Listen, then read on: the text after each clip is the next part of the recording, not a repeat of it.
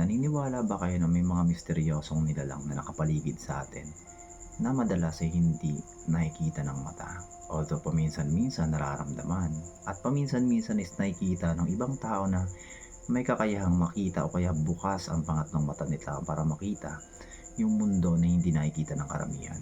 At dahil malapit na nga mag-Halloween, nagdesisyon ako na gumawa ng serye ng katatakutan dito sa page ko.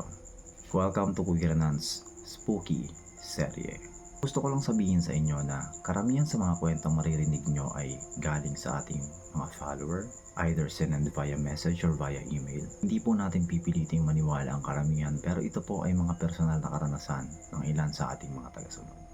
Ang pinakaunang entry natin sa spooky series natin ay ipinadala ni paring Adi. Sabi niya sa akin, "Kuya Renan, kailangan ko talagang ikwento sa iyo to. Sobrang natakot ako, kuya. At hanggang ngayon, hindi ko pa rin makalimutan. Ganito kasi yun. Alam mo naman, dito sa baryo namin, tahimik ang paligid, lalo na kapag gabi.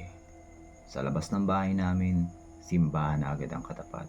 Luma na yung simbahan, at sabi ng mga matatanda, may mga nagpaparamdam daw doon. Hindi ko naman pinaniniwalaan yun dati, pero nung isang gabi, nagbago na yung pananaw ko. Pagkatapos ng isang buong araw sa school, dumating ako ng gabi sa bahay. Tahimik ang paligid, parang mas madilim kaysa dati. Kahit na malapit lang ang pose ng ilaw, medyo nakaramdam ako ng kaba. Pero inisip ko na pagod lang ako, kaya ako kinakabahan. Pagdating ko sa bahay, diretso na sana akong papasok, pero napalingon ako sa simbahan sa kabila. Doon ko siya nakita. Kuya, sa gitna ng dilim, may nakatayong matanda sa labas ng simbahan. Nakaputi. Una, akala ko madre siya kasi parang damit madre ang suot niya. Puting-puti mula ulo hanggang paa. Pero habang tinititigan ko siya, may kung anong kakaiba.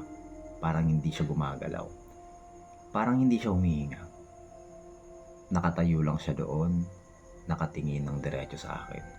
Hindi ko maaninag ng buong mukha niya dahil medyo malayo. Pero ramdam ko na parang nakatuon ang buong atensyon niya sa akin. Napako ako sa kinakatayuan ko, kuya. Hindi ko maalis ang tingin ko sa kanya. Gusto kong pumasok na sa bahay, pero parang hinihigop ng presensya niya yung buong katawan ko. Hindi ako makagalaw.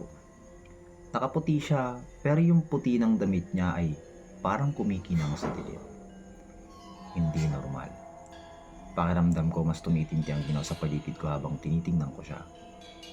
Maya-maya napansin kong parang lumulutang siya. Hindi siya lumalakad ng normal. Ang mga paa niya hindi sumasayad sa lupa. Lumapit siya. Pero hindi naglalakad. Parang dahang-dahang lumulutang papunta sa direksyon ko. Tumindig ang balahibo at ramdam ko yung malamig na hangin na dumaan sa mukha ko. Bago pa man siya makalapit ng husto, biglang may tumawag sa akin mula sa loob ng bahay. Si Mama. Parang nabunutan ako ng tinik at mabilis akong pumasok sa bahay. Nanginginig sa takot, hindi ko na siya binalikan ng tingin.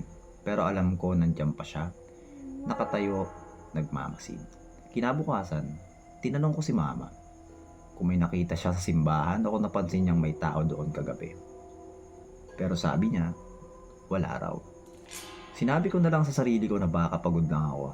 Pero kuya, simula noon, tuwing gabi, palagi ko nang nararamdaman na may nagmamasid sa akin mula sa labas, mula sa simbahan. Tuwing tumitingin ako sa labas ng bintana, parang may anino na nakatayo sa labas ng simbahan.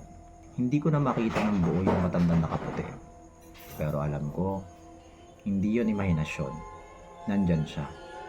Naghihintay, nagbabantay. At yun mga kaibigan ng kwento ng isang sender natin na itatago natin sa pangalang si Adi. Sa totoo lang guys, sobrang rare na mga gantong klase encounter. Katulad na rin ng mga naririnig ko sa mga tropa kong baraloon. Baraloon in Bicol, which means madalas mabati. Sila yung mga tao na nakakakita at nakakaramdam ng mga bagay at mga entity na hindi nararamdaman ng mostly ng mga tao. Pero yun nga, sobrang rare ng occurrence na makita mo ng buo yung isang entity. And sa akin mismo, hindi pa ako nakakita in person ng buo. I mean, medyo nakakaramdam naman ako paunti-unti, pero hindi ganito yung naglakad talaga totally sa'yo. So ano sa tingin niya sa kwento ng ating sender? Totoo kaya yung nakita niya o guni-guni niya lang? Kung meron kayong mga kwentong ganito, i-send nyo lang sa messenger ko o kaya i-email nyo sa akin. Again, this is Kuya Renan, Spooky Series.